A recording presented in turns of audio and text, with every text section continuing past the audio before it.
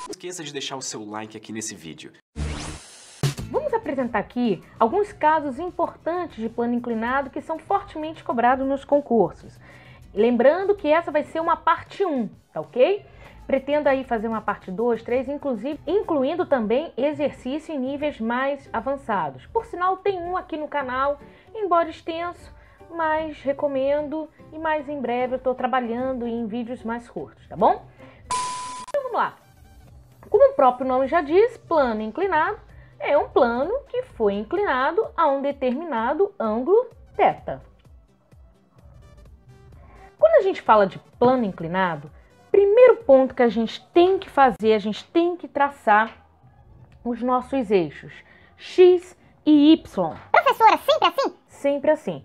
Então, vamos traçar aqui no corpinho o nosso eixo X e o nosso eixo Y, que vão ser os eixos que vão nos auxiliar para que a gente possa indicar as componentes da força peso e da força normal. Então, vamos lá, vamos traçar aqui os nossos eixos. Gente, só um detalhezinho, vamos ignorar, tá bom? É uma régua aqui no improviso. A pergunta é, professora, você tem régua? Eu tenho régua, mas de verdade eu não sei onde está a minha régua, tá ok? Então tá aqui o nosso eixo X e em pezinho o nosso eixo Y. Vamos indicar agora aqui as forças que agem no bloquinho. Lembrando que esse é um caso de bloquinho descendo um plano inclinado sem atrito, ou seja, não tem afate. Então, primeira força, a força normal. Força normal, também conhecido como força de apoio, força de contato, tá vendo? É esse contato do bloquinho com o plano. E essa força é sempre perpendicular ao plano. Perpendicular significa formar 90 graus, tá? Esse ângulozinho aqui é de 90 graus. Outra força aqui é a força peso.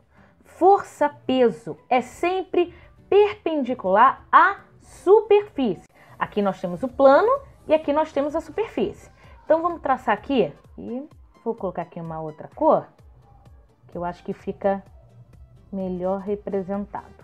Se tratando de plano inclinado, o bloquinho obviamente em contato com esse plano inclinado, é óbvio que nós teremos normal e força-peso. A gente está dentro do campo gravitacional da Terra, então todo e qualquer corpinho está sujeito à força-peso. Agora chegamos a um ponto delicado. O ângulo formado entre a força-peso e a sua componente em Y e, consequentemente, a sua componente em X. Esse ângulo é igual ao ângulo de inclinação. Professora, sempre assim? Sempre assim. E a pergunta que não quer calar, professora, por que esse ângulo? E como aqui a nossa revisão é completa, uma explicação sobre esse ângulo θ, que é o ângulo de inclinação. Antes de mais nada, plano inclinado, vamos traçar aqui o nosso eixo X e o nosso eixo Y. Nosso eixo X e o nosso eixo Y.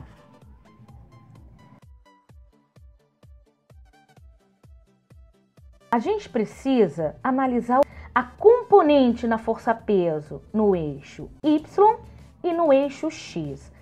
Afinal de contas, por que... Porque, amores, para que a gente possa efetuar o cálculo, as forças analisadas têm que estar na mesma direção. Não necessariamente no mesmo sentido, mas na mesma direção.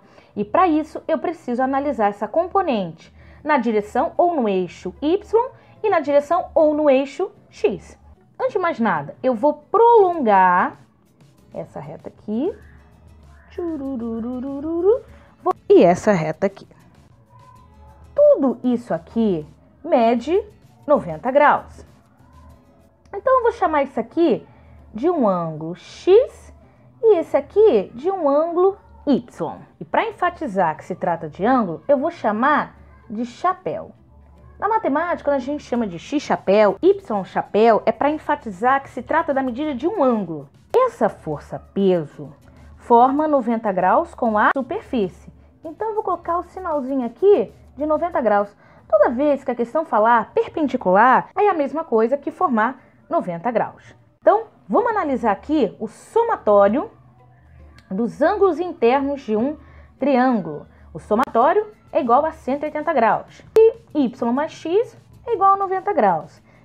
Que x chapéu mais 90 mais θ é igual a 180 graus. O que a gente está querendo aqui é saber o valor de y. Afinal de contas, esse ângulo y que vai nos auxiliar na questão da componente da força-peso. Além desse detalhe, nós temos um outro detalhe, que y chapéu mais x chapéu é igual a 90 graus. Guarda essa informação aqui. Isolando o y chapéu, nós vamos ter esse modelo. Porém, para jogar nessa equação, vamos isolar então o x chapéu?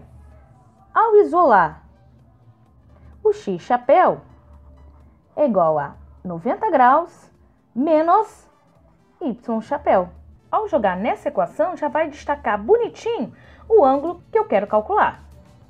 Então, x chapéu, como nós já vimos aqui, é igual a 90 graus menos y chapéu mais 90 graus mais θ igual a 180 graus. Olha que maravilha! 90 mais 90, 180 graus. Joga lá para o outro lado. Olha que maravilha! Menos y chapéu mais θ igual a zero. Vamos pegar esse menos y, joga lá para o outro lado. Logo, θ é igual a y chapéu. Consequentemente, y chapéu é igual a θ. E tá aqui. E por isso que este ângulo formado entre a força-peso e a sua componente em y é igual ao ângulo de inclinação. Então, vamos dar continuidade com o nosso primeiro caso de plano inclinado. Nós temos aqui o mesmo ângulo. Agora, para a gente poder analisar essas componentes, que eu vou aplicar para vocês um macete bem bacana. Preste atenção, essa componente, ela não está coladinha? Está coladinha? Está coladinha? Então, essa componente coladinha vai ser a componente P cosseno θ. Tá coladinho, coladinho, coladinho, P cosseno θ. Já essa componente aqui, essa componente, ela tá sem o ângulo, né? Então, é P seno θ. Importante lembrar que esse bloco está descendo. Então, para onde está a sua força resultante, também está no mesmo sentido que o movimento. Isso é muito importante, tá, pessoal? A força resultante está no mesmo sentido que o movimento do corpinho, tá? Muito cuidado com isso.